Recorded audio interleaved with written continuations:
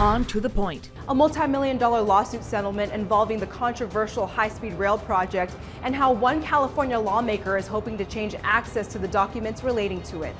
Buses stopped for hours, leaving riders stranded. The impromptu protest that led to the shutdown. If you watched the Super Bowl, you likely got a taste of political ads, including one by Uber that is receiving strong opposition. It's tax time with new deductions and bigger credits, what you need to know before you file. A federal judge blocked California's mask ban today, but the Democratic senator behind the law is still calling it a win. Good evening. Thank you for joining us on To the Point. I'm Becca Habiger.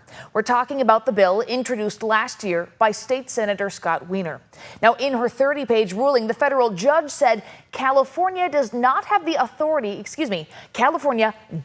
authority to ban federal law enforcement agents from wearing face coverings because she said masking and concealed identities are not essential to federal law enforcement operations. However, the judge said because the law exempts state law enforcement officers from the ban, it unlawfully discriminates against the federal government. The ban is therefore on temporary hold.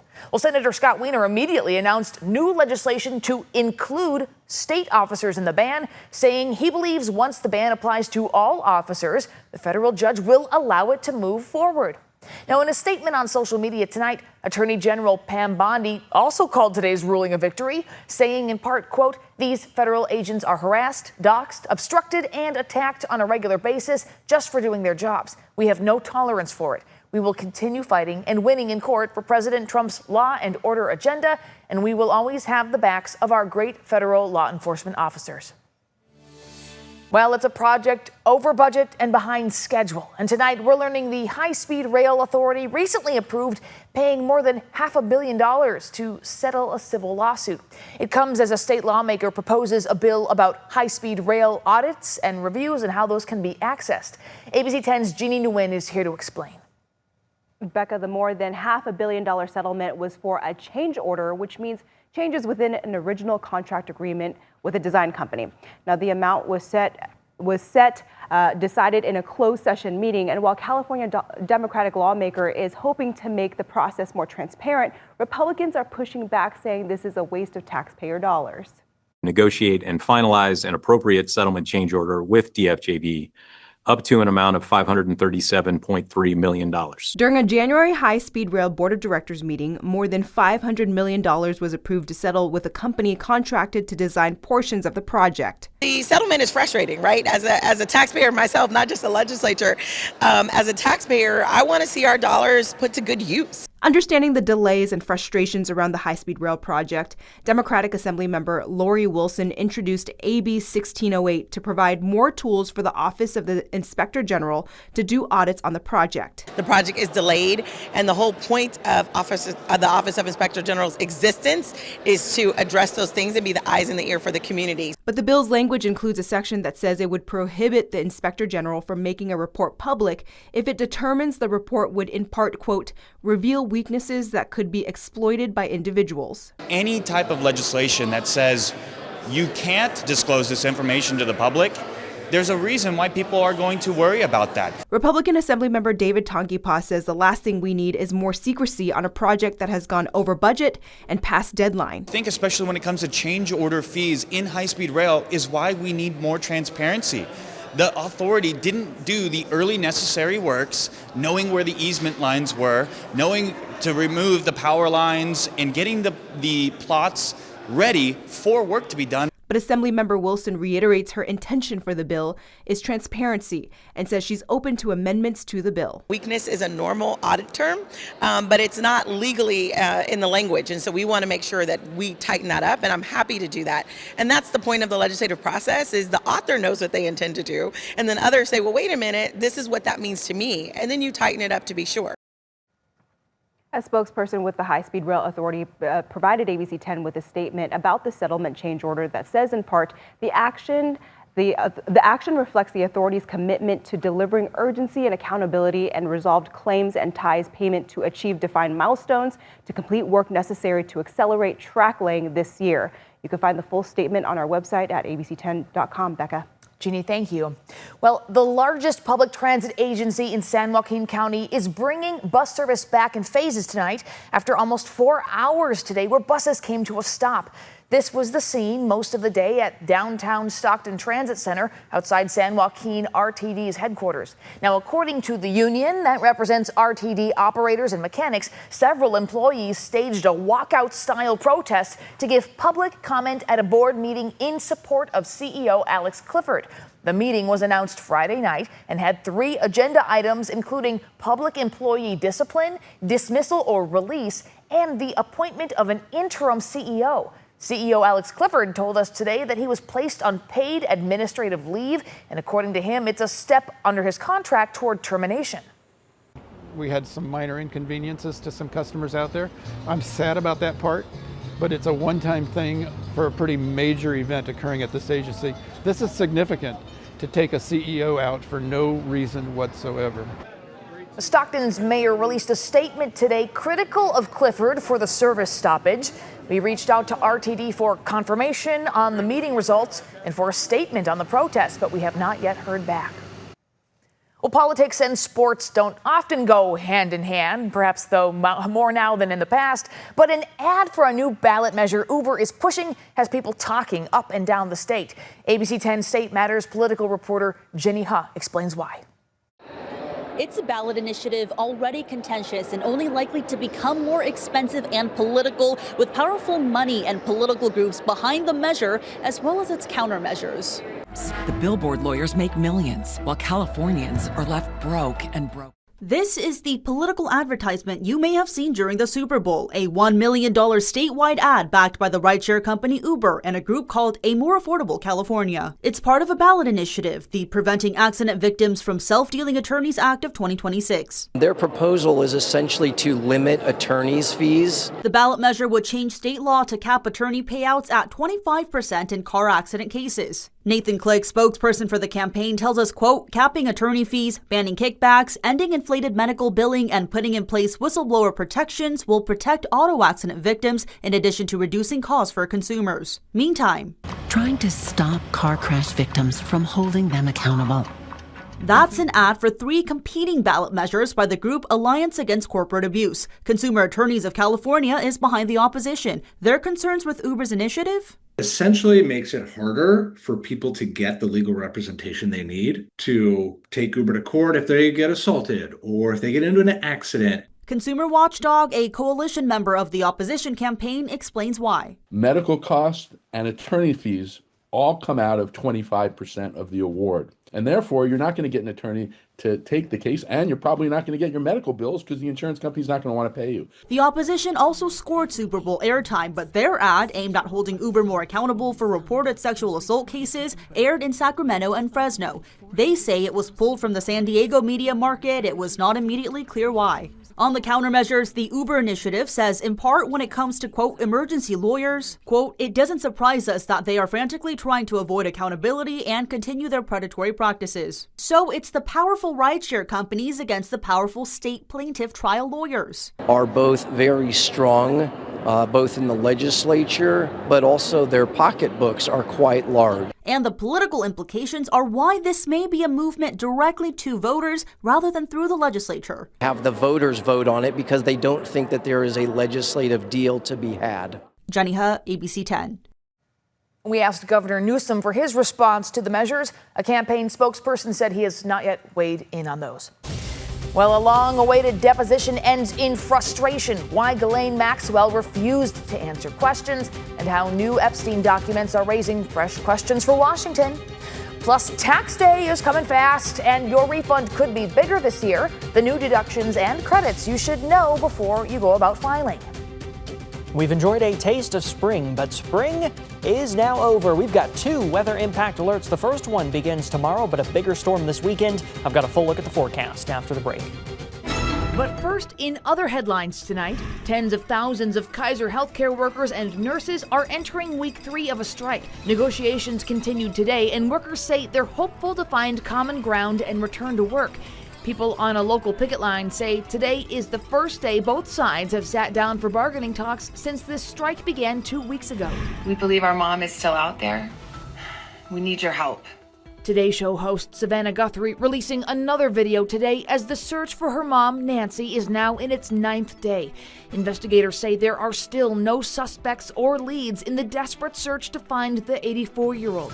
The Guthrie family faced a deadline of today to pay an unverified ransom, alleging to be from Nancy's kidnapper.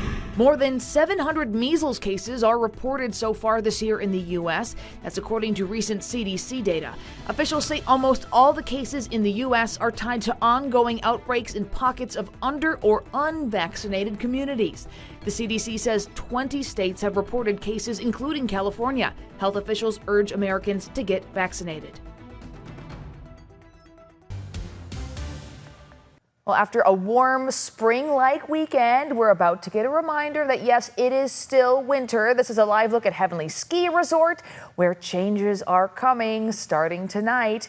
ABC 10 meteorologist Brendan Minchef joins us now. Brendan, ahead of the storm, we actually had a pretty nice day today. Yeah, no kidding. And this weekend was great, too. We were 68 and 70 degrees Saturday and Sunday, respectively. Today, 65. But this is it. No more feeling like spring for a little while because we have 2 storms on the way and we will absolutely be reminded that it is still winter. 60 degrees right now as we look towards the Tower Bridge, but again, a couple of weather impact alerts. The first one here, Tuesday through Wednesday, and the second one, Saturday through the following Wednesday. So yeah, again, 2 storms on the way in. 60 right now in Sacramento, 54 in Stockton, 56 in Modesto. And the only sign that we had today that something might be changing is the fact that we've had some wind. Sustained winds have been about 15 miles per hour, but we've seen gusts of 25 to 30 miles per hour across the valley. Clouds and cool tonight. We'll start off in those middle 40s across the valley. Tomorrow afternoon, we're going to be in those 50s and low 60s as storm number 1 comes on in. Valley showers and some snow developing in the high country. So here's Futurecast.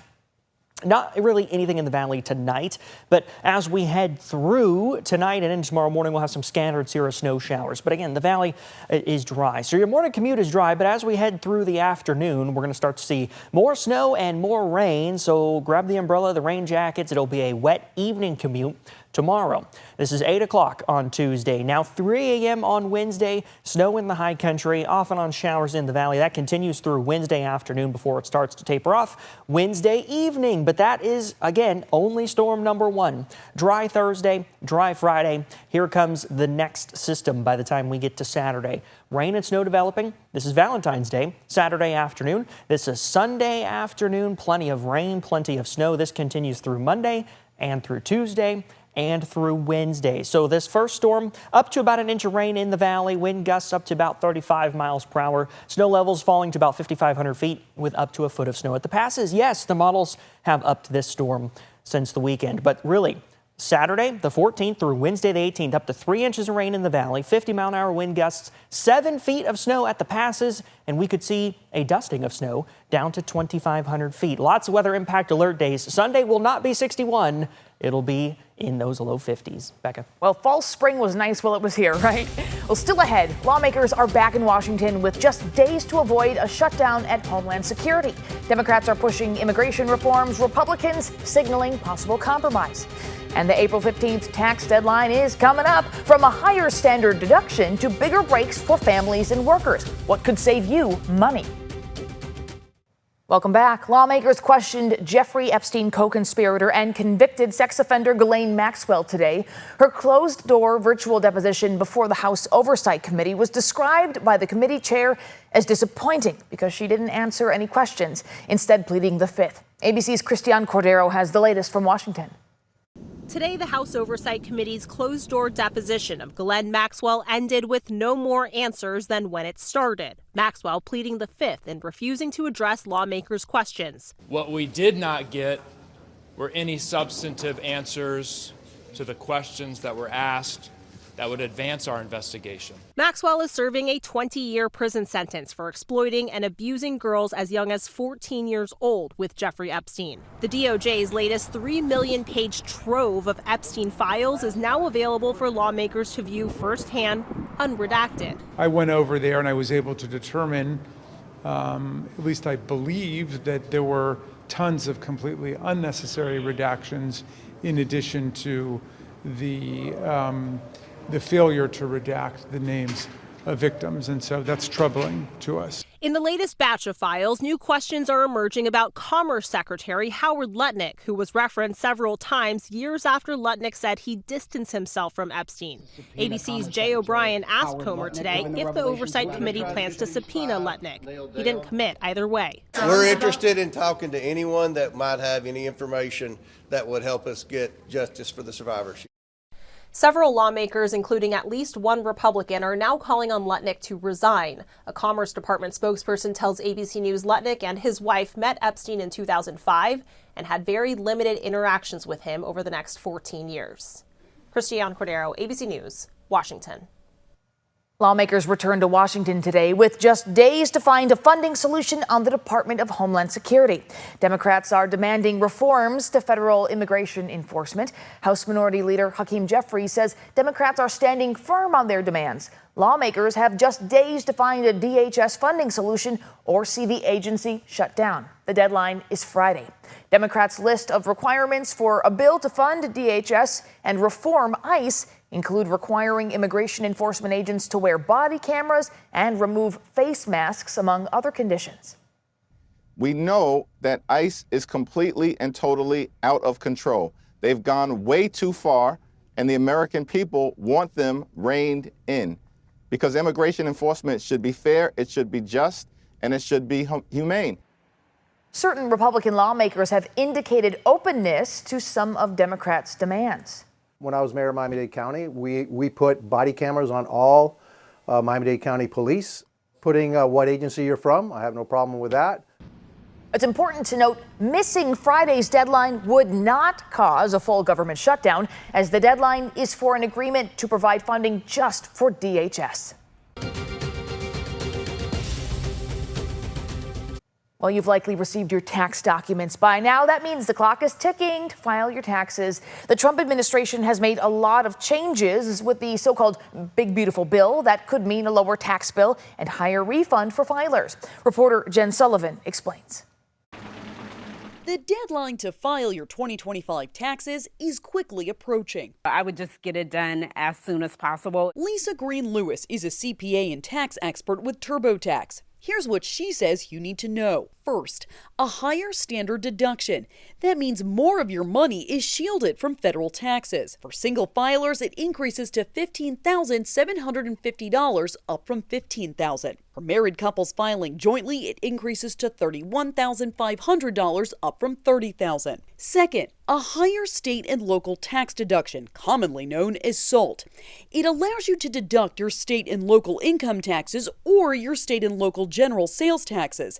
That cap jumps to $40,000 from $10,000 for married couples filing together. You may also be able to deduct your property taxes as long as your income or sales taxes doesn't put you over that $40,000 cap. In those high property tax states and state tax states, they'll be able to claim some more of those deductions. Third, a larger tax credit for children. Parents can receive $2,200 per child. They must be under 17 at the end of the tax year, among other requirements. If you work in an industry where you get tips or overtime, there are some changes you need to know about. Eligible workers can deduct up to $25,000 in tipped income. Last year, the average refund was around $3,100, according to the IRS. With these new changes, some can expect an even higher refund. We are expecting filers to see up to $1,000 increase in their refund or lower balance due. The deadline to file your taxes is April 15th. A quick fact check from the Super Bowl halftime show. The truth about the little boy Bad Bunny handed his Grammy to. Finally tonight, a quick fact check on yesterday's Super Bowl halftime show. Specifically, this scene of a small boy who Bad Bunny handed his Grammy to. Now, social media users incorrectly identified him as Liam Ramos, the 5-year-old who, along with his father, was detained by immigration officials in Minnesota. The boy on TV was actually Lincoln Fox Ramadan, a child actor from Costa Mesa, who was also 5 years old, according to his Instagram profile. Hey, by the way, the wedding ceremony that happened mid-performance, that was officiated by a South Sacramento pastor. We spoke with him today, and you can find the full interview on abc10.com. Well, thank you so much for watching and inviting us into your home. If you have something you think we should be looking into, you can reach out to us. You can email tothepoint@abc10.com. And To The Point doesn't end here. To watch stories featured on the show, you can download our free ABC 10 streaming app to your TV. Have a great and safe night. We'll see you back here tomorrow.